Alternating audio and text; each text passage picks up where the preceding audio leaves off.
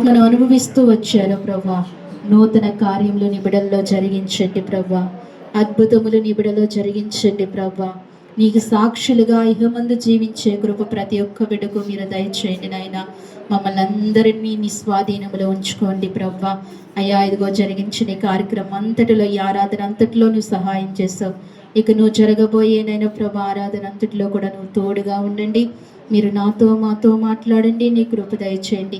మిగిలిన సమయాన్ని అయ్యా ఈ ప్రభు ఈ స్థలాన్ని అయ్యా ప్రభు ఇక్కడున్న మా అందరినీ కూడా నీ దయగల హస్తాలకు అప్పగించుకుంటూ ప్రాంతములను మమ్మల్ని అందరినీ కూడా నీ స్వాధీనంలోనికి తీసుకుని అయ్యా చిన్న బిడ్డలను నాయన పెద్దవారిని అందరినీ నీ స్వాధీనంలోనికి తీసుకోమని, నీ కృప నీ ఆత్మ మా మధ్య నుంచి నడిపించమని స్తుతించి ప్రార్థించి ప్రభు అయిన యేసుక్రీస్తు వారి నామములో అడిగి వేడుకుంటున్నాము తండ్రి.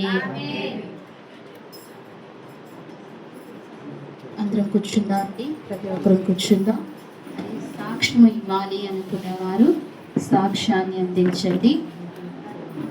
ఎవరైనా సాక్ష్యం ఇవ్వాలి అనుకుంటే దయచేసి కూర్చుందా, మాట్లాడద్దు.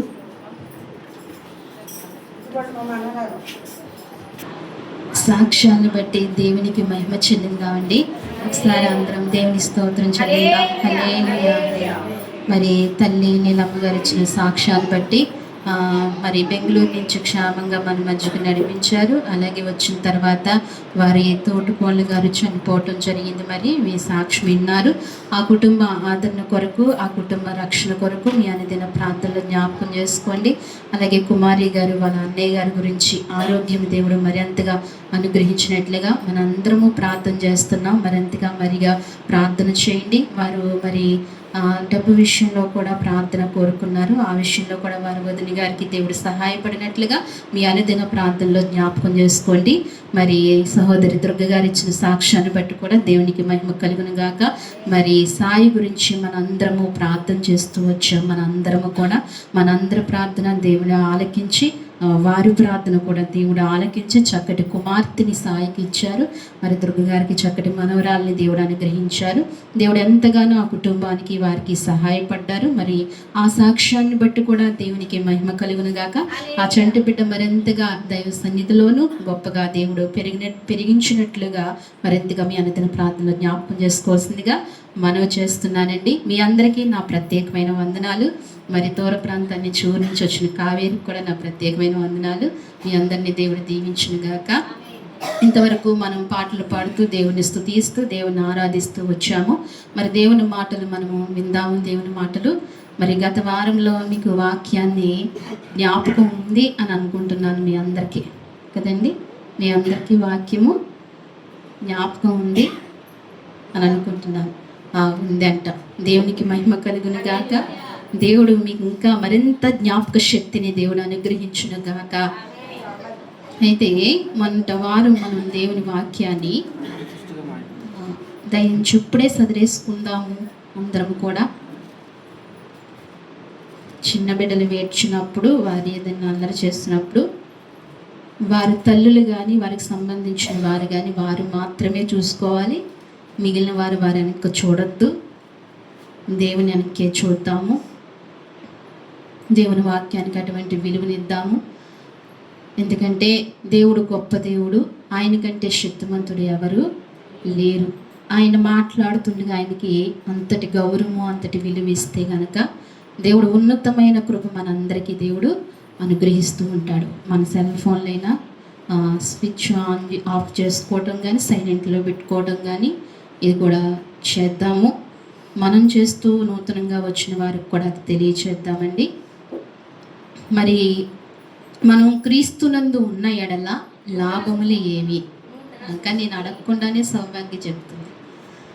మనం క్రీస్తునందు ఉన్న ఎడల లాభములు ఏమి అని మనం అంశాన్ని మనం జ్ఞానం చేస్తూ వచ్చాము.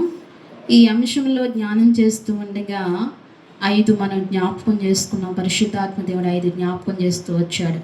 మొదటిది నూతన సృష్టి, రెండవది నిత్య జీవము, మూడవది ఏ శిక్ష విధియు లేదు, నాలుగవది పరిశుద్ధాత్మ కలుగును, ఐదవది తండ్రితో సమానం. Very good. మీరు అందరూ సౌభాగ్యకి ఒకసారి చప్పట్లు కొడతారా? తను ఒక్కతే చెప్పింది కదా. అయితే ఈరోజు మనం దేవుని వాక్యాన్ని ధ్యానిద్దామండి. అదే అంశంలో కొనసాగిందాం. అదే అంశంలో క్రీస్తునందు ఉన్న ఎడల లాభములు ఏంటండి? క్రీస్తునందు ఉన్న ఎడల లాభములు. అయితే రెండవ కొరింథీ రాసిన పత్రిక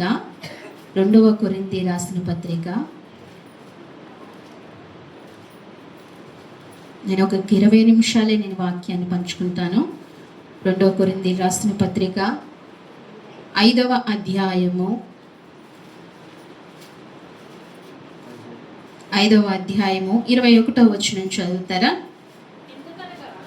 ఎందుకనగా మనం ఆయన యందు దేవుని నీతి అగునట్లు పాపము ఎరుగని ఆయనను మన కోసము పాపముగా చేసిన. చాలా చిన్న ప్రార్థన చేసుకుందాం. దయచేసి అందరం కళ్ళు మూసుకుందాం.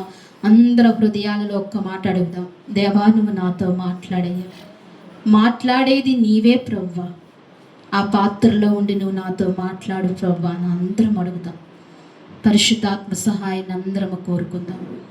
మహాపరిశుద్ధమైన ప్రేమగల తండ్రి, మహోన్నతుడానికి స్తోత్రాలు ప్రభువా. నిత్య జీవం కలిగిన గొప్ప దేవానికి స్తోత్రాలు. ఈ సమయంలో ప్రభువా నాయనా, ఇంతవరకు నిన్ను ఆరాధించే కృపను మాకు ఇచ్చినవారు ప్రభువా. అయ్యా ఇదిగో మరి ఈ సమయంలో ఈ సన్నిధిలో ప్రభువా, అయ్యా ఇదిగో మరి ఈ స్థలంలో ప్రభువా మీరు మాకు తోడుగా ఉంటూ వచ్చినందుకు నీ స్తోత్రాలు. చదవబడిన వాక్యాన్ని విరిచి మాకు మీరు వడ్డించండి స్వామి. నేను అల్పురాల్ని ప్రభువా, అయోగ్యరాల్ని, జ్ఞానహీనురాల్ని ప్రభువా, నన్ను బలపరుచుకోండి.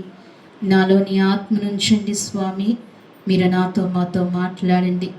నువ్వు మాట్లాడితేనైనా ప్రభువా మేము బ్రతుకుతాము ప్రభువా. నీ మాట మాకు ఎంతో గొప్ప ఆదరణ ప్రభువా. ఆ మాట మీరు మాకు దయచేయండి స్వామి.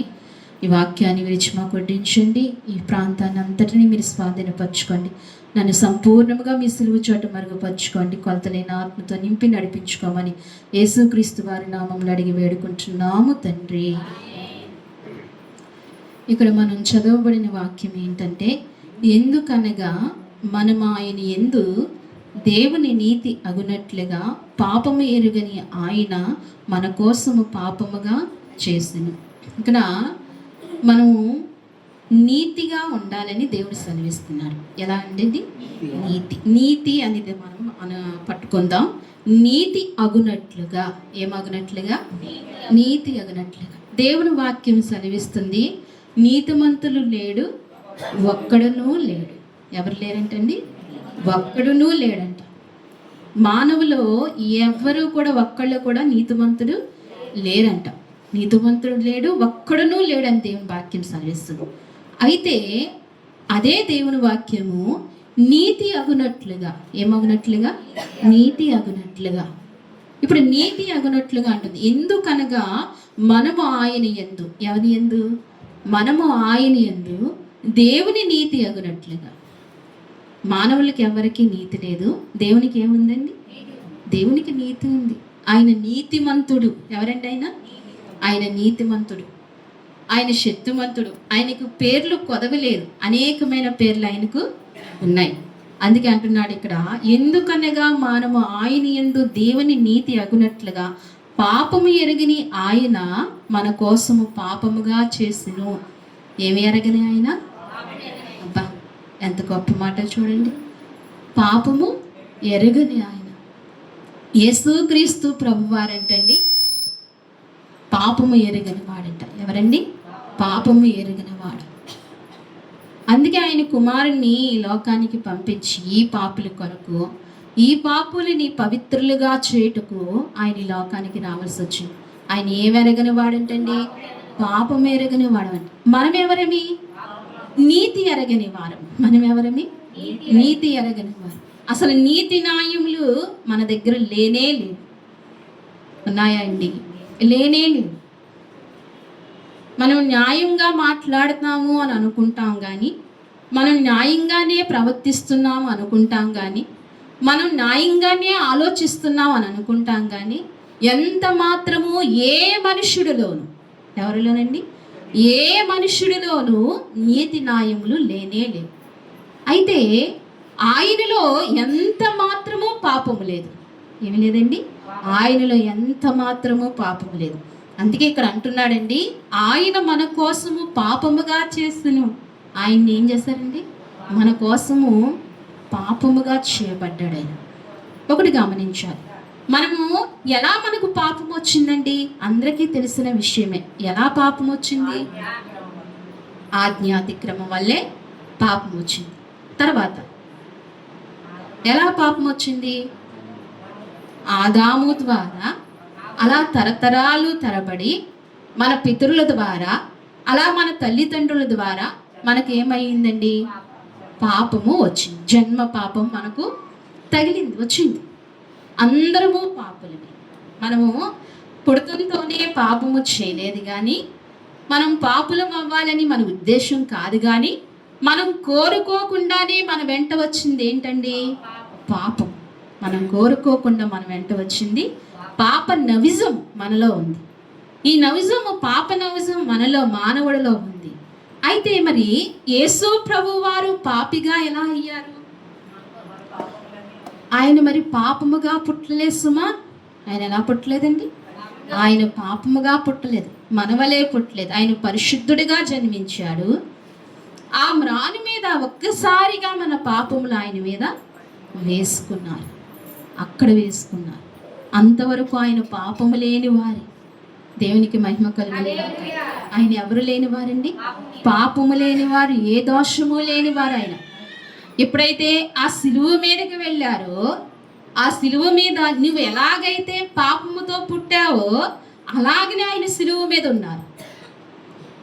ఆయన ఒంటి మీద ఏమి లేదండి, ఒక నూలు కూడా, వస్త్రపు చెంగు కూడా లేదంటండి, చిన్నదో కూడా లేదు. అంటే నువ్వు ఎలాగో తల్లి గర్భంలో పాపంలో జన్మిస్తూ వచ్చావో అలాగే ఆయన సిలువ పైన ఏమైపోయారైనా పాపము మోసిన వాడిగా అయిపోయాడు. అందుకే ఇప్పుడు మనము ఇంత పాపమైన మనము ఇప్పుడు ఏమగాలని దేవుని వాక్యం సెలవిస్తుంది? దేవుని నీతి అగునట్లుగా. ఏమవునట్లుగా? దేవుని. ఇప్పుడు మనము క్రీస్తునందు ఉన్న ఎడల ఏంటి లాభము? ఏంటి లాభము? క్రీస్తునందు ఉన్న ఎడల ఏంటి లాభము? దేవుని నీతిగా మార్చబడతాం. ఎలా మార్చబడతాం అండి? దేవుని నీతిగా పాపము తొలగించబడి అవినీతిలో నుంచి ఇప్పుడు దేవుని నీతిగా, పరిశుద్ధులంగా అప్పుడు మార్చబడతాం. దేవునితో ఉండటం వల్ల లాభం. అది లాభమా కదండి? దానివల్ల మనకు ప్రయోజనం ఏంటండి? నీతివంతుల మధ్య ప్రయోజనం ఏంటి అంటారా? నీతిగా ఉంటే ఈ లోకంలో జీవించగలదమా అని అంటారా? ఈ లోకంలో మనం నీతిగా జీవిస్తేనే పరలోకంలో ప్రవేశం. ఈ లోకంలో నీతి న్యాయములతో జీవిస్తేనే, న్యాయయుక్తముగా మనం జీవిస్తేనే పరలోకంలో ప్రవేశం. అందుకే ఇక్కడ మన దేవుని నీతిని అగునట్లుగా, మనం ఆయన యందు దేవుని నీతి అగునట్లుగా. ఏ నీతి అగాలంటండి? దేవుని నీతి అగునట్లుగా ఆయన మన కోసము పాపముగా చేయబడను. ఆయన పరిశుద్ధుడు, ఆయన పవిత్రుడు. మన కోసమే ఆయన పాపముగా చేయబడ్డాడు. అందుకే ప్రతి ఆదివారం మనం విరిగి నలిగిన హృదయంతో ఏం చేయాలి? ఆయన్ని ఘనంగా ఆరాధించాలి. అయ్యా, నా కొరకు నువ్వు పాపివైపోయావా ప్రవ్వా, నా కొరకు నువ్వు మరణించావా ప్రవ్వా అని ఒక్క 2 మాటలు మనం హృదయపూర్వకంగా చెప్తేనండి, మనం విరిగి నలిగిన హృదయంతో, మనం కన్నీరుతో ఆయన పాదాలు మనం కడగగలుగుతాం. అదేమీ లేకుండా, మనము ఆ ఆలోచన గ్రహింపు లేకుండా మనం ఆరాధిస్తే గనక మన హృదయం విరగదు, నలగదు. ఒకే ఒక మాట చెప్పుకోవాలి మనం ప్రతి ఆదివారం. ఏమని? దేవా, నా కొరకు అంత నీతిమంతుడివైన నీవు, అంత పరిశుద్ధుడివైన నీవు నా కొరకు పాపిగా మార్చబడ్డావా, నా కొరకు చనిపోయావా? కేవలము నా కొరకే ఆయన చనిపోయింది. దేవునికి మహిమ కలిగిన. కేవలం ఎవరి కొరకండి? కేవలము నా కొరకే. గుండెల మీద చేసుకుని చెప్పుకోవచ్చు మాట. కేవలము నా కొరకే ఆయన చనిపోయినది. నాకు మోక్ష మార్గాన్ని ఇవ్వటానికి, మోక్షంలో నాకు స్థలం ఇవ్వటానికి ఆయన నా కొరకు చనిపోయారని మనం ఒప్పుకోవాల్సిందే. అలాగే రెండవ మాటగా అంటున్నాడు ఆయన. ఈ వారం మొదటి మనం గుర్తుపెట్టుకోవాల్సింది ఏంటంటే, క్రీస్తునందు ఉండటం వల్ల లాభం ఏంటండి? నీతిమంతులము అవుతాం. ఏమవుతామండి? నీతిమంతులం అవుతాం. ఎందుకంటే మనం అవినీతి పరులము. మనం ఎవరమండి? అవినీతి పరులు. ఎక్కడా నీతి లేదు మనలో. అందుకే ఇప్పుడు నీతి పరులుగా ఆయన యందు ఉంటేనే, మనం క్రీస్తునందు ఉంటేనే మనం ఏమవుతామండి? నీతిమంతులుగా మార్చబడతాం, తీర్చబడతాం. అలాగే రెండవదిగా జ్ఞాపకం చేసుకుందాం. ఎఫెసీ రాసిన పత్రిక దేవుని వాక్యాన్ని అందరం కూడా విందాము. కొద్ది నిమిషాలే దేవుని వాక్యం మాట్లాడబడుతుంది. దేవుని వాక్యాన్ని శ్రద్ధగా విందాం. ఎఫెసీ రాసిన పత్రిక 1వ అధ్యాయము 3వ వచనం చూడండి. మన ప్రభువైన యేసుక్రీస్తు యొక్క తండ్రియగు దేవుడు స్తుతింపబడును గాక. ఆయన క్రీస్తునందు పరలోక విషయములో ఆత్మ సంబంధమైన ప్రతి ఆశీర్వాదములు మనకు అనుగ్రహించును. చాలండి, ఇక్కడ అంటున్నాడు కదా, మనము ప్రభువైన యేసుక్రీస్తు యొక్క తండ్రియగు దేవుడు స్తుతింపబడును గాక. ఆమేన్ చెప్పాలి. ఎవరు స్తుతింపబడును గాక? మన తండ్రి అయిన దేవుడు స్తుతింపబడును గాక. ఆయన ఇప్పుడే కాదు, యుగ యుగాలలో ఆయన ఏమవుతున్నాడండి? ఆయన స్తుతింపబడుతున్నాడు. ఆయన యుగ యుగాలలో ఆయన స్తుతింపబడుతున్నాడు. ఆయన ఎవరెవరి చేత స్తుతింపబడుతున్నాడంటే, సృష్టి అంతా ఆయన ఏం చేస్తుందండి? స్తుతిస్తుంది. అన్ని స్తుతిస్తున్నాయి. ప్రాణకోటులు ప్రతిదీ ఆయన్ని స్తుతిస్తున్నాయి. కానీ సమస్తము అనుగ్రహించిన ఆయన కుమారుణ్ణి అనుగ్రహించిన మనమే ఆయన్ను స్తుతించలేకపోతున్నాం, నమ్మకంగా స్తుతించలేకపోతున్నాం. అయితే ఇక్కడ అంటున్నాడు, ఇక్కడ మన ప్రభువైన యేసుక్రీస్తు యొక్క తండ్రి అయిన దేవుడు స్తుతింపబడునుగాక. ఎవరండి? మన తండ్రి అయిన దేవుడు అంట. మన ప్రభు అయిన యేసుక్రీస్తు యొక్క తండ్రి అయిన దేవుడు, మన ప్రభు అయిన యేసుక్రీస్తు యొక్క తండ్రి అయిన దేవుడు స్తుతింపబడునుగాక అని చెప్తూ, ఆయన క్రీస్తునందు పరలోక విషయంలో ఆత్మ సంబంధమైన ప్రతి ఆశీర్వాదమును మనకు అనుగ్రహించునుగాక. దేవునికి మహిమ కలుగునుగాక. ఏ ఆశీర్వాదాలు దేవుడు అనుగ్రహిస్తాడంట? ఆత్మ సంబంధమైన ఆశీర్వాదాలు. ఏం ఆశీర్వాదాలండి? ఆత్మ సంబంధమైన ఆశీర్వాదాలు దేవుడు మనకు అనుగ్రహించునుగాక. మనము క్రీస్తు యేసునందు ఉండటం వల్ల లాభమే ఏంటంటే, ఆత్మ సంబంధమైన ఆశీర్వాదాలు పొందుకుంటామని దేవుని వాక్యం సెలవిస్తుంది. ఎలా దీవించబడాలంటే, మనము ఆత్మ సంబంధంగా దీవించబడాలంటండి. అయితే ఏంటండి, ఆత్మ సంబంధంగా దీవించబడితే సరిపోతుందా? భౌతికంగా దరిద్రంగా ఉంటే సరిపోతుందా అని అనుకుంటున్నారా? అది ఎలా కుదురుతుంది?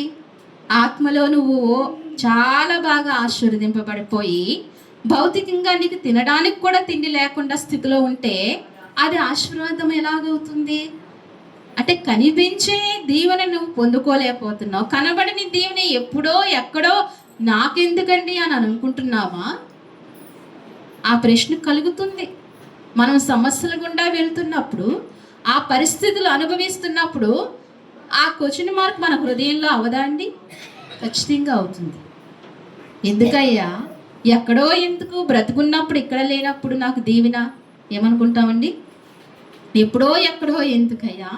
బ్రతుకున్నప్పుడు నేను తినడానికి కూడా కష్టంగా ఉంది నా పరిస్థితి, నా స్థితి, నలుమూలల అవమానమే నా పరిస్థితి, ఇక్కడ దీవించబడలేని స్థితిలో నేనున్నాను, ఎక్కడో ఎప్పుడో ఎందుకయ్యా అనే ప్రశ్న మన హృదయంలో కలుగుతుంది. అయితే దేవుని వాక్యం అంటుందండి, ఇక్కడ ప్రతి ఆశీర్వాదము, ఆత్మ సంబంధమైన ప్రతి ఆశీర్వాదము, ఆత్మ సంబంధమైన ప్రతి ఆశీర్వాదము దేవుడు మనకు అనుగ్రహిస్తాడు. ఇప్పుడు ఈ వాక్యమును మనం ధ్యానిస్తేనండి, దీనికి జతపక్ష ఎక్కడ ఉంటుందంటే, 3వ యోహాను రాసిన పత్రిక, సువార్త కాదండి, పత్రిక చివరి ఉంటుంది. 3వ యోహాను రాసిన పత్రిక, ఇక్కడ అంటాడు, దేవుని వాక్యం చదివిస్తుంది. 3వ యోహాను రాసిన పత్రిక 1వ అధ్యాయము 2వ వచనం చదువుతారా? ప్రియుడా, నీవు ఆత్మలో వర్ధిల్లుచున్న ప్రకారము నీవు అన్ని విషయములో వర్ధిల్లుచు సౌఖ్యముగా ఉండవలనని ప్రార్థిస్తున్నాము. దేవునికి మహిమ కలుగునుగాక. మరలా ఒకసారి చదువుదామా? 3వ యోహాను రాసిన పత్రిక 1వ అధ్యాయము 2వ వచనము.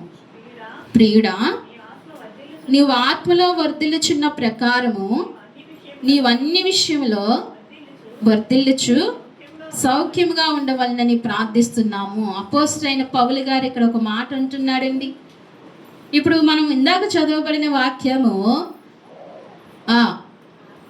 ఆత్మ సంబంధమైన ఈవులు దేవుడు అనుగ్రహిస్తాడు కదా, ఆత్మ సంబంధమైన ఆశీర్వాదాలు దేవుడు అనుగ్రహిస్తాడు. మనం ఆశ్చర్యం, ప్రతి ఈవును దేవుడు ఏం చేస్తానంటున్నాడు? ప్రతి ఈవును మనకు దేవుడు ఇస్తానంటున్నాడు. అయితే ఆత్మలో వర్ధిల్లితే సరిపోతుందా? భౌతికంగా వర్ధిల్లకపోతే కుదురుతుందా? కానీ దేవుని వాక్యం అంటుంది ఇక్కడ, ప్రియుడా, నీవు ఆత్మలో వర్ధిల్లుచున్న ప్రకారము. దేని ప్రకారము? ఆత్మలో వర్ధిల్లుచున్న ప్రకారము. నువ్వు ఆత్మలో వర్ధిల్లితే ఆ ప్రకారముగా ఇక్కడ ఏమంటున్నాడంటే అన్ని విషయంలో వర్ధిల్లుచు. ఏ విషయంలోనండి?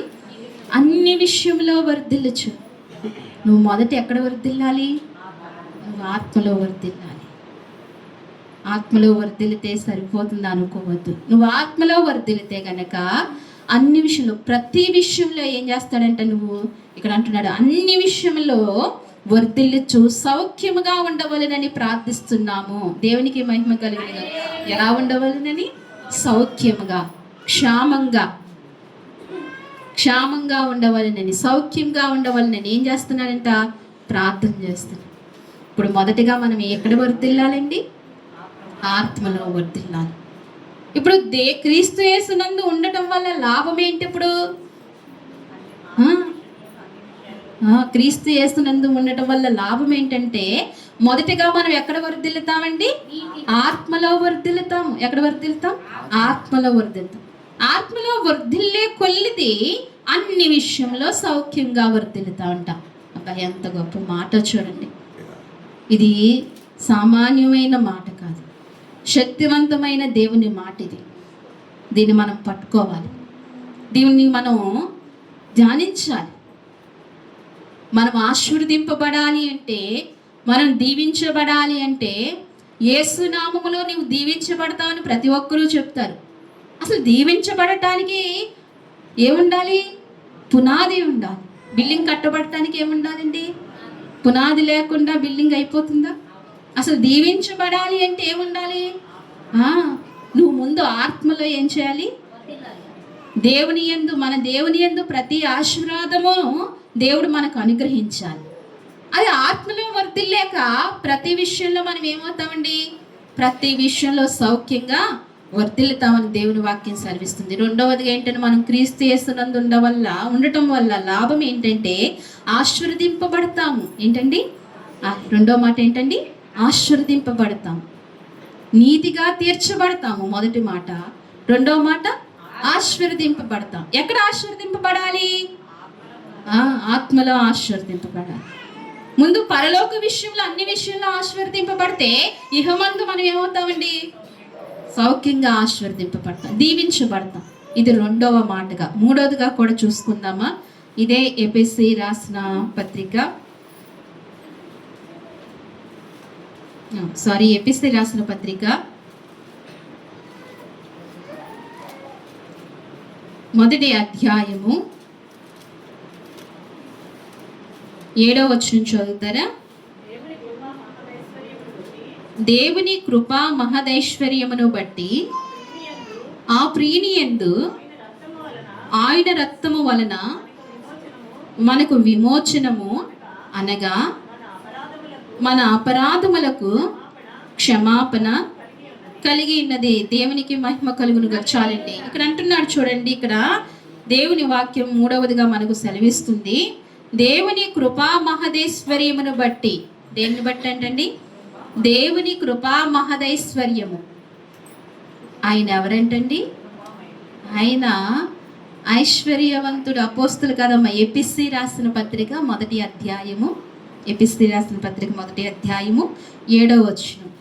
ఆయన కృపా మహదైశ్వర్యము కలిగిన వాడు. ఎవరంటండి? ఆయన మహదైశ్వర్యము కలిగిన వాడంట. ఆయన వంటి ఐశ్వర్యవంతుడు ఎక్కడా లేడు. ఆయన వంటి ఐశ్వర్యవంతుడు ఎక్కడా లేడు. సమస్తము ఆయనదే. ఆయన వంటి శ్రీమంతుడు ఎక్కడా లేడండి. మనకు తెలిసింది బాగా డబ్బు కలిగిన వారు ఎవరు ఎక్కువ చెప్తుంది? అంబానీ కదా. ఇంకా ఉన్నారు డబ్బు కలిగిన వారు, చాలా మంది ఉన్నారు. చదువుకునే బిడ్డలకు అర్థమవుతుంది. వీళ్ళకంటే అధికుడు ఆయన కదా.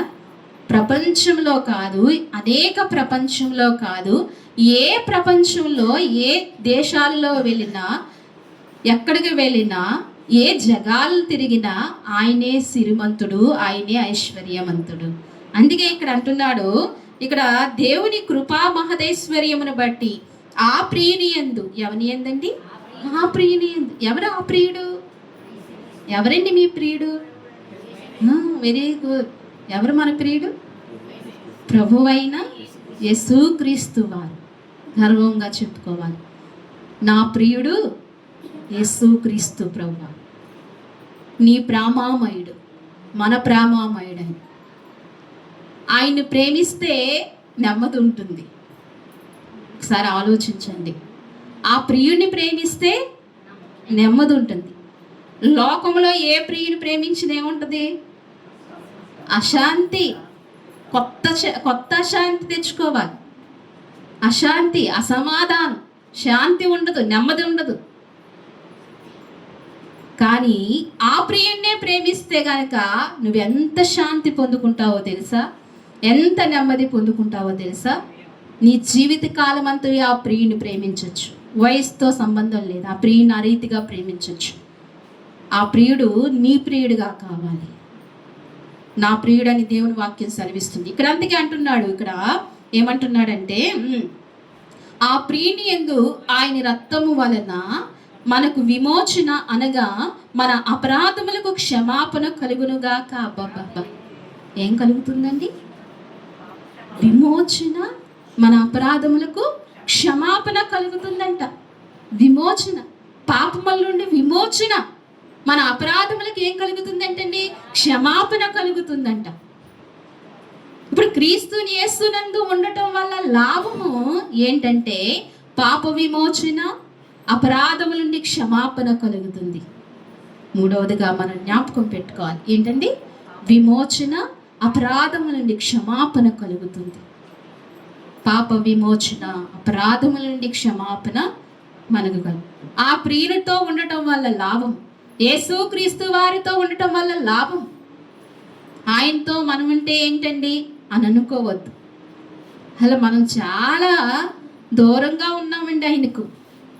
ఓ 2 గంటలు ఆరాధించడానికి ఎంత కష్టపడిపోతామో, ఎంత నలిగిపోతామో. కానీ ఆ ప్రియునితో ఉంటే కనుక ఎంత ఆశీర్వాదమో తెలుసా? ఎంత దీవెనో తెలుసా? ఈ వారమంతా మహోన్నతమైన కృపను మనం పట్టుకుని వెళ్ళగలుగుతాం. మనసారా ఆ ప్రియుణ్ణి స్మరిస్తే, ఆ ప్రియుణ్ణి ఆరాధిస్తే. అటువంటి కృపలో మనం ఉండాలి. అందుకే ఇక్కడ అంటున్నాడు, ఆ ప్రియుని ద్వారా ఇక్కడ మనకు విమోచన, అనగా మన అపరాధములకు క్షమాపణ కలుగుచున్నది. మూడవదిగా చెప్పాలి, ఏం కలుగుతుందంటే మనకు విమోచన, క్షమాపణ. గుర్తుపెట్టుకోవాలి, విమోచన, క్షమాపణ. మూడవదిగా, మొదటిగా ఏంటండి? మొదటిగా ఏంటి మర్చిపోయారా? క్రీస్తు యేసునందు ఉండటం వల్ల లాభము, నీతిమంతులుగా మార్చబడతాం. అవినీతివంతులమైన మనము నీతిమంతులుగా మార్చబడతాం. రెండవది ఆశీర్వాదం పొందుకుంటాం. ఆయనతో ఉంటే ఏం పొందుకుంటాం? ఆత్మ సంబంధమైన ఆశీర్వాదం పొందుకుంటాం. ఆత్మ సంబంధమైన ఆశీర్వాదం పొందుకున్నాక ఇహలోకంలో కూడా ఏమవుతామండి? చక్కగా దీవించబడతాం. ప్రతి విషయంలో సౌఖ్యంగా. దేవుడు మనకు కోట్ల ఆస్తి ఇవ్వకపోవచ్చు, ఆరోగ్యము, ఆనందము, సరిపోడా ధనాన్ని దేవుడిస్తే సరిపోదండి. చక్కగా బ్రతికేయచ్చు. దేవునికి మహిమ కలుగునుగా. దేవుడు ఆశీర్వదిస్తాడు. క్రీస్తు యేసునందు ఉండటం వల్ల లాభాలు, ఇన్ని లాభాలు. ఆయనతో ఉండాలి. ఆయనతో ఉంటే ఇంత క్షేమం దొరుకుతుంది. మరి మూడవదిగా మనం ఏం ధ్యానించాము? విమోచన దొరుకుతుంది, క్షమాపణ దొరుకుతుంది. పాపానికి ఏం దొరుకుతుందండి? పాప విమోచన, అపరాధములకు క్షమాపణ దొరుకుతుంది క్రీస్తు యేసునందు ఉండటం వల్ల. ఈ రెండు ఎక్కడికి వెళ్ళినా మనకి దొరకవు. అసలు ఈయనలో దొరికినవి ఎక్కడికి వెళ్ళినా మనకు దొరకనే దొరకవు. ఎక్కడ వెతికినా దొరకవు. నువ్వు ఎంత ఖర్చు పెట్టినా దొరకవి. ఇటువంటి విలువైన అమూల్యమైనవి క్రీస్తు యేసునందు మనకు ఉచితంగా ఇవ్వబడుతుంది. ఉచితంగా ఇవ్వబడుతున్నాయి కాబట్టి మనకి నిర్లక్ష్యం కదా. రేషన్ బియ్యం ఎంతటికి వస్తాయండి? ఎంతకు వస్తాయి? అట్లా చాలా తక్కువగా. అదే కొనుక్కుంటే కదా, కొనుక్కుంటే మనం కష్టపడి కొనుక్కుంటే అట్లా విలువ మనకు తెలుస్తుంది. ఉచితంగా వచ్చిన దాన్ని విలువ తెలియదు.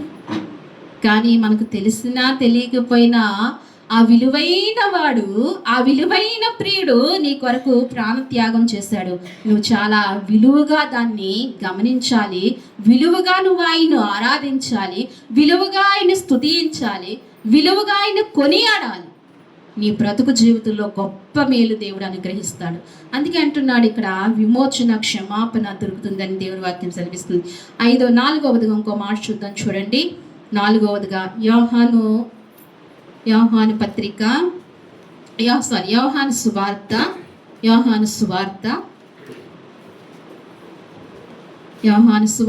15వ అధ్యాయము ముగించుకుందాం త్వరగానే. 15వ అధ్యాయము 5వ వచనం చూస్తారా? ద్రాక్షావల్లిని నేను, తీగలు మీరు.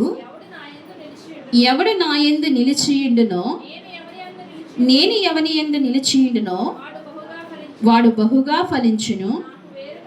నాకు వేరుగా ఉండి మీరేమీ చేయలేరు. అది చాలండి. ఇక్కడ అంటున్నాడు ద్రాక్షావల్లిని నేను. ఏమంటున్నాడండి ఆయన? ద్రాక్షావల్లి ఎవరంట?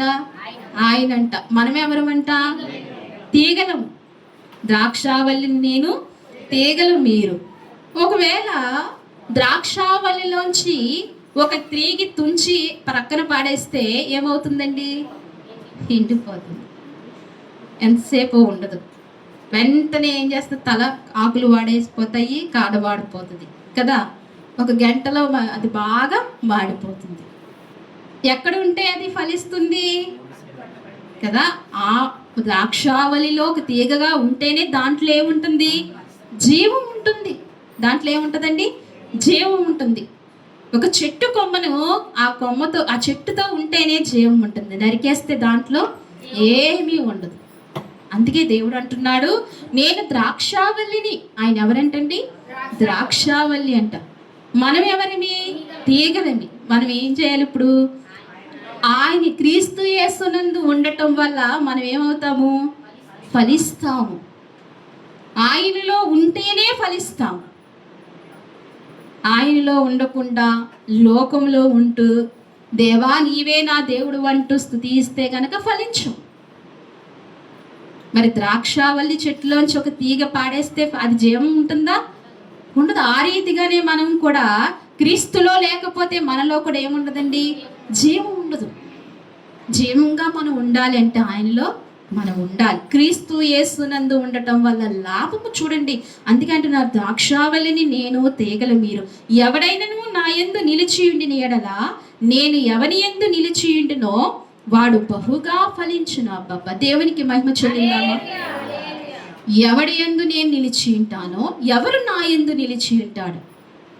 ఇప్పుడు మనం ఆయన యందు నిలిచి ఉండాలి, ఆయన మన యందు నిలిచి ఉండాలి. ఆ రీతిగా మనము దేవునికి మన హృదయము ఇవ్వాలి. మనం ఆయన యందు నిలిచి, ప్రభువా నేను నీలో నిలుస్తానయ్యా అని నోరు తెరిచి అడగాలి. నేను నీలోనే నిలిచి ఉంటే ఫలిస్తానయ్యా. నేను నీలో నిలిచి ఉంటాను, నీవు నాలో నిలిచి ఉండయ్యా అని కోరుకోవాలి. ఏనాడైనా కోరుకున్నామా? నేను నీలో నిలిచి ఉంటానయ్యా, నువ్వు నాలో నిలిచి ఉండయ్యా. నేను నీ దగ్గర ఉంటానయ్యా, నువ్వు నా దగ్గర ఉండయ్యా అని కోరుకోవాలి. నువ్వు నాతో రా అయ్యా అని కోరుకోవాలి. ఇశ్రాయేలు దేవుణ్ణి ప్రార్థించినప్పుడు, దిగిరమ్మన్నప్పుడు ఆయన ఏమయ్యారు? దిగొచ్చాడు. ఆయన దిగొచ్చాడు. కోరుకోవాలి. మనం ఏమవ్వాలండి? కోరుకోవాలి. ఆయన యందు ఉన్నతమైన స్థితిలో మనం కోరుకోవాలి. మనం కోరుకున్నప్పుడు ఆయన మనల్ని సౌఖ్యంగా ఉంచుతాడు, క్షేమంగా ఉంచుతాడు. ఆయన దిగి వస్తాడు. ప్రతిసారి ఆయన దిగి వస్తాడు, కాదనక దిగి వస్తాడు. నువ్వు ఎప్పుడున్నప్పుడు? ఆయనలో ఉన్నప్పుడు, ఆయన యందు అంటగట్టి ఉన్నప్పుడు, ఆయనలో ఉన్నప్పుడు ఫలిస్తావు. అందుకే అంటున్నాడు ఇక్కడ, ఏమంటున్నాడండి? ఎవని యందు నిలిచి ఉండనో వాడు బహుగా ఫలించు. నాకు వేరుగా ఉండి మీరేమీ చేయలేరు. ఆయన ఖచ్చితంగా చెప్తున్నారు, ఆయనలో ఉంటే మనం ఏమీ చేయలేం. నేను తోపు తాపు అనుకుంటే కుదరదు. ఆయనలో ఉంటేనే మనం ఏదైనా చేయగలుగుతాం. ఏదైనా మనకు సాధ్యమవుతుంది. అసాధ్యాలు సుసాధ్యముగా మారబడతాయి. లేనివి ఉన్నట్టుగా చేయబడతాయి, ఉన్నవి లేనట్టుగా చేయబడతాయి. ఎప్పుడండి? ఆయన యందు మనం నిలిచి ఉంటే, మనం ఆయన యందు నిలిచి ఉంటే, ఆయన మన యందు నిలిచి ఉంటే ఈ కార్యాలు జరుగుతాయి. దేవునికి మహిమ కలుగును గాక. అందుకే క్రీస్తు యేసు యందు ఉండటం వల్ల లాభం ఏమిటంటే, 4వదిగా ఫలిస్తాము. ఏమవుతాము? ఫలిస్తాము. ఆయనలో ఉంటే ఫలిస్తాం, అంతకంతకు ఫలిస్తాము. 5వదిగా చూద్దాం, ఒక మాట చూద్దాం. చూడండి, 1 కొరింథీ రాసిన పత్రిక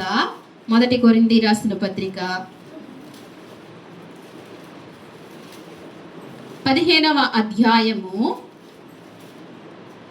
22వ వచనం చదువుతారా? ఆదామునందు అందరూ ఎలాగూ మృతి పొందుచున్నారో అలాగుని క్రీస్తునందు అందరూ బ్రతికింపబడుదురు. చాలండి. ఇక్కడ చూడండి, ఇక్కడ దేవుని వాక్యం సెలవిస్తుంది, ఆదామునందు అందరూ ఎలాగూ మృతి పొందుచున్నారో. ఎవని ఎందంటండి? ఆదామునందు ఎలా పొందుచున్నారంట? ఎలాగూ మృతి పొందుచున్నారు. ఇప్పుడు ఆదాము ద్వారా మనకి ఏమొచ్చిందండి? మరణం వచ్చింది. ఆదాము ద్వారా మనం అందరము కూడా ఏమవుతున్నాం? మృతి పొందుచున్నామంట. ఇప్పుడు ఆదాము నుండి మనం అందరము మృతి పొందుచున్నాం.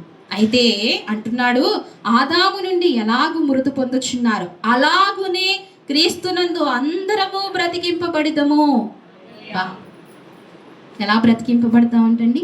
క్రీస్తునందు అలాగే ఆదామునందు ఎలాగూ పాపం వచ్చిందో, ఆదామునందు ఎలాగూ మరణం వచ్చిందో, ఇప్పుడు క్రీస్తునందు అలాగే జీవం వచ్చింది. క్రీస్తునందు అలాగే బ్రతుకుతామని దేవుని వాక్యం సెలవిస్తుంది. ఇప్పుడు క్రీస్తు యేసునందు ఉండటం వల్ల లాభం ఏంటంటే, మనకు పునరుద్ధానము దొరుకుతుంది. ఏం దొరుకుతుందండి? పునరుద్ధానము దొరుకుతుంది. ఆయన యందు ఉండటం వల్ల లాభం.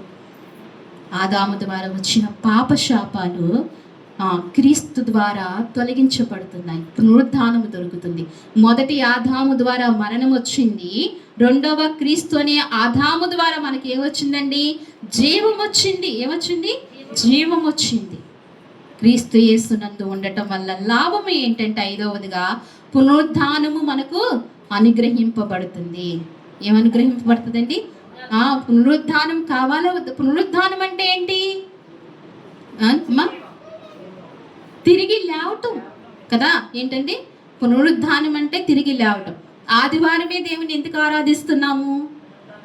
ఆయన పునరుద్ధాన దినం కదా. ఆయన పునరుద్ధానుడై తిరిగి 3వ రోజున లేచాడు. ఆ ప్రకారంగా నీవు నేను కూడా ఖచ్చితంగా లేస్తాం. ఎప్పుడు ఉండి? క్రీస్తు యేసునందు ఉన్నప్పుడే. క్రీస్తు యేసునందు మనము ఆయన ధరించుకున్నప్పుడే, ఆ ద్రాక్షావళిలో మనం అంటు కట్టబడి ఉన్నప్పుడే ఎప్పుడు లేస్తాము? మళ్ళా మనకు పునరుద్ధానం అనేది ఉంది. మరలా మనం లేస్తాం, జీవంతో లేస్తాం.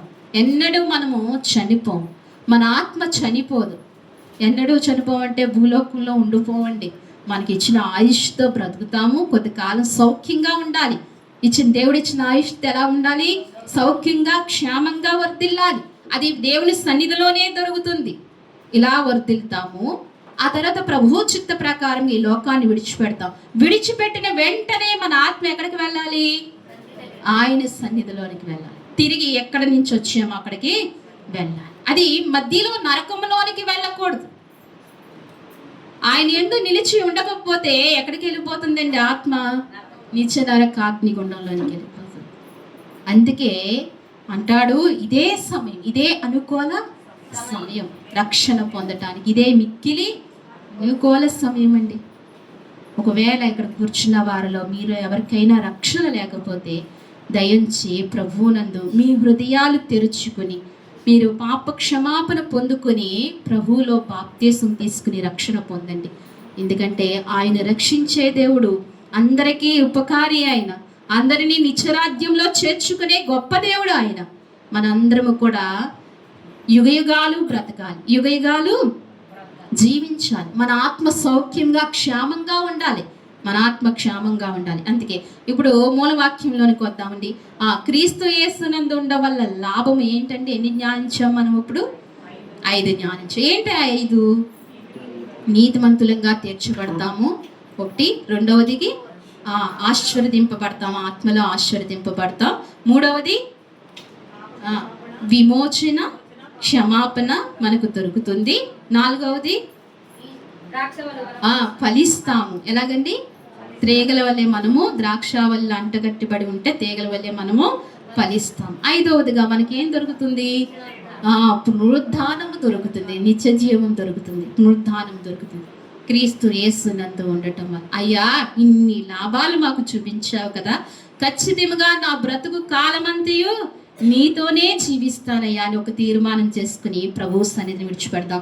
ఈ వాక్యం మనం దేవుడు దీవించి ఆశీర్వదించును గాక. ఆమేన్. ప్రార్థన చేసుకుందాం అండి. చిన్న ప్రార్థన. అందరము మోకరించి కళ్ళు మూసుకున్నట్లయితే, పరిశుద్ధాత్మ దేవుడు నీతో నాతో మాట్లాడుతూ వచ్చాడు. దయతో క్షణము కళ్ళు మూసుకుని, అయ్యా క్రీస్తు యేసునందు ఉండటం వల్ల లాభాలు మాకు చూపిస్తూ వచ్చావయ్యా. అవునయ్యా, మహోన్నతుడా నీకు స్తోత్రములు ప్రభువా. నీ యందు నేను నిలిచి ఉంటానయ్యా. నేను అవినీతి పరురాలనయ్యా, నన్ను నీతిమంతురాలుగా మార్చు తండ్రి అని ఒకసారి అడుగుదామా? ప్రభువా, నన్ను నీతిమంతురాలుగా మార్చయ్యా. అడగండి. అడిగితే ఖచ్చితంగా మారుస్తాడు ఆయన. నీవు నేను ఆదాము దగ్గర నుంచి వచ్చిన అవినీతి పరులు మనం దేవుని యందు యేసుక్రీస్తు ద్వారా నీతిమంతులుగా చేయబడతాం. తండ్రి, నన్ను నీతిమంతురాలుగా చేయి ప్రభువా. రెండవదిగా నన్ను నైనా నీలో ఉండటం వల్ల నన్ను ఆశీర్వదిస్తానన్నావు. పరలోకమైన ప్రతి ఈవి ఆశీర్వాదం నీకు కలుగుతుందని సెలవిచ్చావయ్యా. అయ్యా, ఆత్మలో వర్ధిల్తే అన్ని విషయంలో సౌఖ్యముగా వర్ధిల్తానని నీ వాక్యము చూపిస్తూ వచ్చావు. నువ్వు మాట్లాడుతూ వచ్చావు. నన్ను ఆత్మలో వర్ధిల్లింప చేయి ప్రభువా అని ప్రతి ఒక్కరూ అడుగుదామా? నన్ను ఆత్మలో ఆశీర్వదించు ప్రభువా. అమ్మా, నోరు తెరవండి అమ్మా. నన్ను ఆశీర్వదించు ప్రభువా అని అడగండి. మీరు అడిగితే ప్రభువు ఖచ్చితంగా ఆశీర్వదిస్తాడు. ప్రతి ఒక్కరూ అడుగుదాం. అయ్యా, నన్ను నీతిమంతుడిగా చేయి ప్రభువా. అందరం సంఘమంతా అడుగుదామా? నన్ను నీతిమంతురాలుగా చేయి, నన్ను నీతిమంతుడిగా చేయి. పురుషులు కూడా అడుగుదామా? ప్రతి ఒక్కరము నోరు తెరిచి అడుగుదామా? అయ్యా, నన్ను ఆశీర్వదించయ్యా. నీ యందు నన్ను ఆశీర్వదించు ప్రభువా. అయ్యా నైనా ప్రభువా, నాకు విమోచన క్షమాపణ దయచే తండ్రి. నైనా అయ్యా, నీ యందు నాకు విమోచన క్షమాపణ మీరు అనుగ్రహించండి ప్రభువా. అయ్యా, నన్ను నైనా ఫలింప చేయి తండ్రి. నైనా ఆత్మలో ఫలించయ్యా. ఈ మాట అందరం చెప్తాం. ఆత్మలో ఫలించయ్యా, భౌతికంగా ఫలింప చేయ్యా. నీలో ఉంటే నేను ఫలిస్తానయ్యా. నన్ను ఫలింపచ్చే ప్రభువా. అయ్యా, క్రీస్తు యేసునందు మృతుల పునరుద్ధానం దొరుకుతుంది కదయ్యా. అయ్యా, పునరుద్ధానం నాకు ఇవ్వయ్యా. నేను తిరిగి లేపబడాలి తండ్రి. తిరిగి లేచి నీ సన్నిధిలో నేను ఉండాలయ్యా. ఆ పునరుద్ధానం నాకు ఇవ్వయ్యా. అవా సహాయం ఇచ్చే తండ్రి అని నోరు తెరిచి అడిగిన ప్రతి ఒక్కరికి ఇవి దేవుడు అనుగ్రహించును గాక. ప్రార్థన చేసుకుందాం అండి. చిన్న ప్రార్థన తల్లి ప్రార్థనలో నడిపిస్తారు. మనందరం లేచి నిలబడి దేవుని కానుకలు సమర్పించుకుందామండి. కూర్చుందామండి. ప్రతి ఒక్కరు కూర్చుందాం. మరి చిన్న కార్యక్రమం మన మధ్యన ఉంది, అది చేసి ఆశీర్వాదం ప్రార్థన తీసుకుందాం. మరి అందరం కూర్చోండి. మరి మన మధ్యన దుర్గ గారు మరి మనవరాలను తీసుకొచ్చారు. మరి పాట పెట్టుకుంటున్నారు, పాడుకుందాము.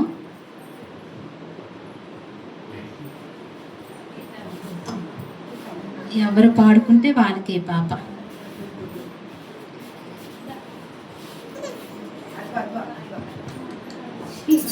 ఈ పాప కొరకు చాలా ప్రార్థన జరిగినాయండి. ఈ స్థలంలో చాలా ప్రార్థనలు మన అందరము చేశాము. లక్ష్మి గారు కూడా వారందరూ ఎంతగానో మా సాయికు గర్భఫలం కావాలండి అని ప్రతి వారము చెప్పి ఆ తల్లి ప్రార్థన చేయించేవారు. మరి దుర్గ గారు కూడా మా పాపకు గర్భఫలం దేవుడు ఇచ్చినట్లుగా మీనమ్మ ప్రార్థన చేయండి అని నాకు చెప్పటం, మీ అందరికీ చెప్పటం, మరి పెద్ద తల్లి అమ్మగారు ప్రార్థన చేయటం జరిగింది. చక్కటి బహుమానం మరి సాయికు దేవుడు అనుగ్రహించాడు. మరి ఈ పాపను పాడుకున్న వారు తీసుకెళ్ళిపోవచ్చమ్మా, తీసుకెళ్ళిపోవచ్చా? పాడుకున్నాం, మేమే పాడేసుకున్నాం.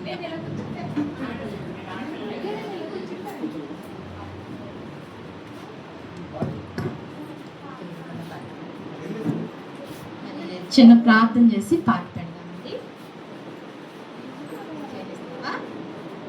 కళ్ళు మూసుకోండి, అందరూ పాపను దీవించండి. మీ కుడి హస్తాలు, పెద్దవారు అందరూ కూడా మీ కుడి హస్తాలు పాప వైపు చాపుతూ పాపను మనస్ఫూర్తిగా దీవిందామండి. పాపను ఆశీర్వదిందాము. మహాపరిశుద్ధమైన ప్రేమగల తండ్రి, మీ ఘనమైన నామానికి వందనాలు, స్తోత్రాలు ప్రవ్వా.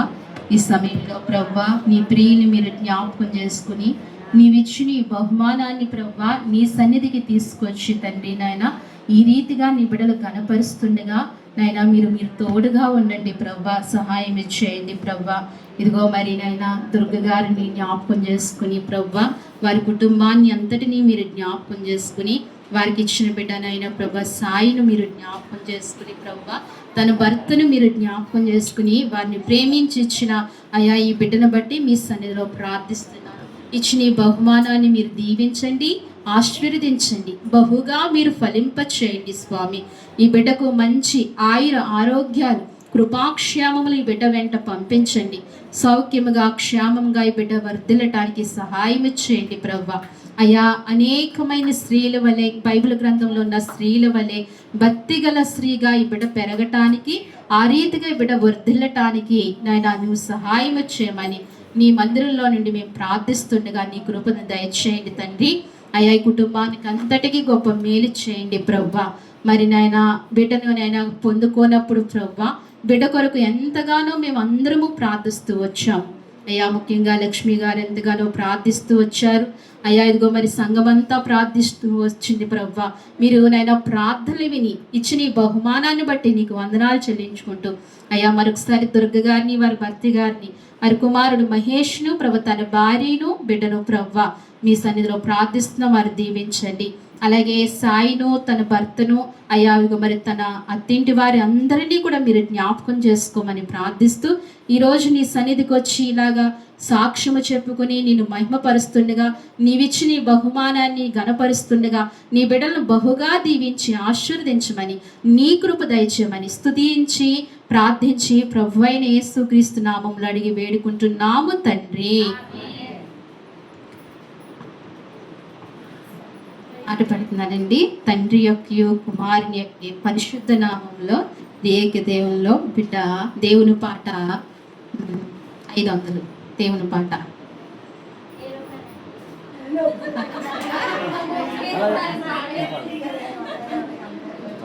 వెంటనే పాడేశారు.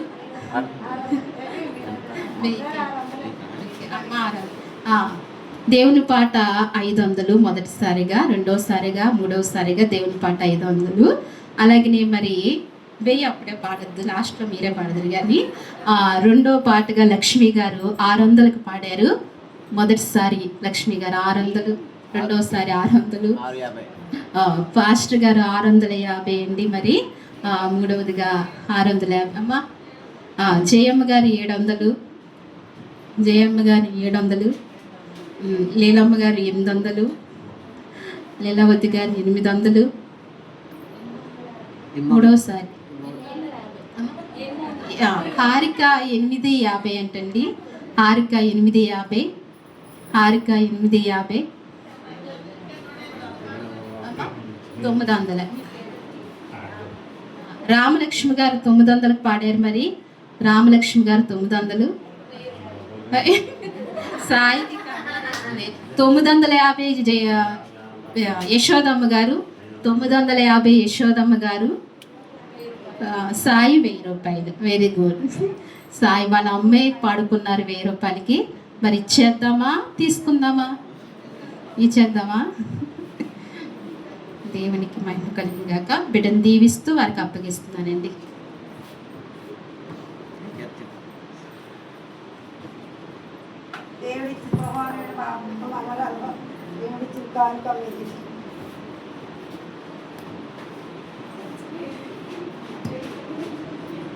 మరి చివరి ప్రార్థన చేసుకుందాం. మరి సోదరులు దుర్గ గారు మనందరినీ ప్రేమించి మనందరికీ ప్రేమ విందు ఏర్పాటు చేశారండి.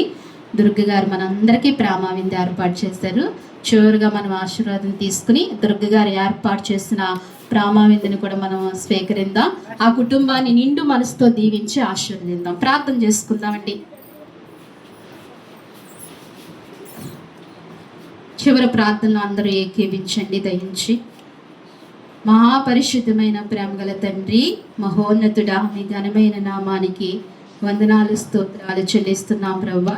గడిచిన నా ప్రభు పరిశుద్ధ దినము నుంచి నాయనా ఈ నా ప్రభు పరిశుద్ధ దినము వరకు ప్రవ్వా మీ సజీవమైన మీ బలిష్టమైన రెక్కల చాటున మమ్మల్ని బలపరిచినందుకే మీకు వందనాలు స్తోత్రాలు చెల్లించుకుంటున్నాము స్వామి. అయ్యా ఈ సమయంలో ప్రవ్వా నాయనా నువ్వు మాతో ఉన్నందుకు నీకు వందనాలు. మొదటి ప్రార్థన నుండి ఈ చివరి ప్రార్థన వరకు మీ ఆత్మ సహాయాన్ని మీరు అందించి నడిపించిన విధానం కొరకే నీకు వందనాలు స్తోత్రాలు చెల్లిస్తున్నానయ్యా.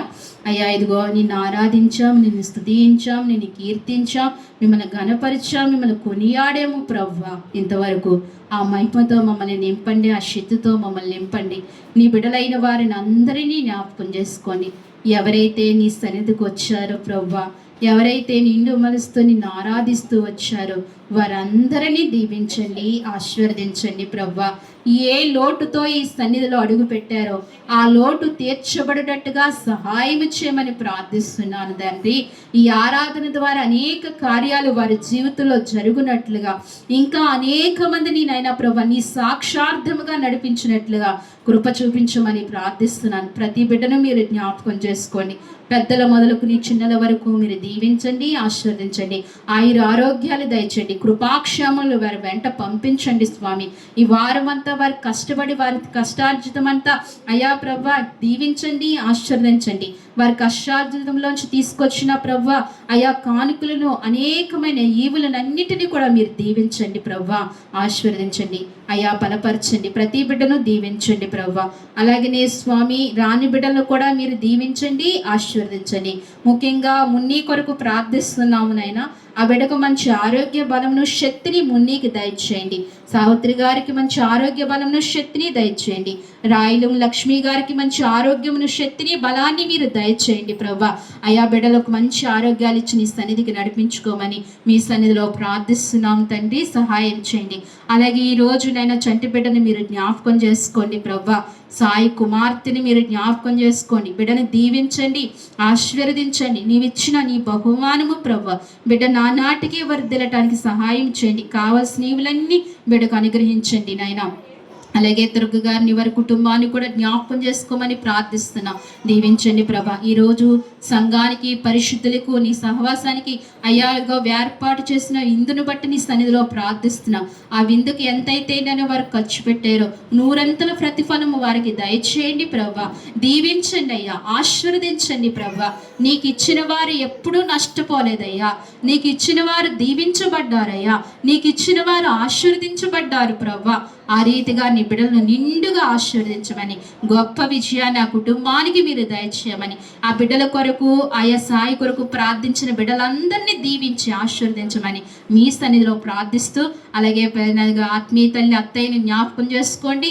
బిడ్డ కొరకు ఎంతగానో ప్రార్థించారు. తల్లి ప్రార్థన ఆలకించి ఇంతటి కార్యం చేసినందుకు నీకు స్తోత్రాలు చెల్లిస్తున్నాం ప్రవ్వా. అలాగే సంఘాన్ని అంతటినీ కూడా మీరు దీవించండి, ఆశీర్వదించండి, బలపరచండి. సంఘం చుట్టూ నీ కంచి, నీ కాపుదల, మీ అగ్ని ప్రాకారములు దయచేయమని ప్రార్థిస్తూ ప్రవ్వా అయ్యా ఈ ఆదివారం ఈ ఆరాధన పరిచర్యని ఇంత ఘనముగా జరిగించినందుకు నీకు వందనాలు చెల్లించుకుంటూ మిగిలిన మా బ్రతుకుల్లో ఇంకనూ ఘనముగా నిన్ను ఆరాధించే కృపాభిషేకం ప్రతి ఒక్కరికి దయచేయమని అయ్యా నీ కృపతో మమ్మల్ని నింపమని అయ్యా నీవు వినిపించిన వాక్యాన్ని బట్టి నీవు నాతో మాతో మాట్లాడిన వాక్యాన్ని బట్టి నీకు వందనాలు చెల్లించుకుంటూ ప్రవ్వా నీతో ఉంటే మాకు నైనా కలిగే లాభాలు మాకు చూపిస్తూ వచ్చారు, మాకు కలిగే ఈవులను మాకు చూపిస్తూ వచ్చారు. అందుకు మీకు వందనాలు చెల్లించుకుంటూ శుక్రవారం ఉపవాస కూడికల్లో అయ్యా నెలాఖర నైనా ప్రభా స్తుతి కూడికలో ప్రభా తిరిగి ఆదివారం ఆరాధనలో సండే స్కూల్ కార్యక్రమాలు ఇవన్నిట్లో మీరు మాకు తోడుగా ఉండి నడిపించమని అయ్యా ఈ రోజునైనా నీ బిడ్డలను దుర్గగారి వారి కుటుంబాన్ని దీవించి ఆస్వాదించమని చంటి బిడ్డను ప్రత్యేకంగా జ్ఞాపకం చేసుకోమని స్తుతించి ప్రార్థించి మా ప్రియరక్షకుడైన యేసుక్రీస్తు వారి నామంలో అడిగి వేడుకుంటున్నాము తండ్రి. మన తండ్రి అయిన దేవుని ప్రేమయు కుమారుడైన యేసుక్రీస్తు కృపయు పరిశుద్ధాత్మ అన్యోన్య సహవాసము మనకు మన కుటుంబాలకు సార్వత్రిక సంగమనకును చంటిబిడ్డకును ఆ కుటుంబానికి ఇప్పుడును ఎల్లప్పుడూ సదాకాలము దేవుడు తోడైంది నడిపించును గాక. ఆమేన్. ఆమేన్.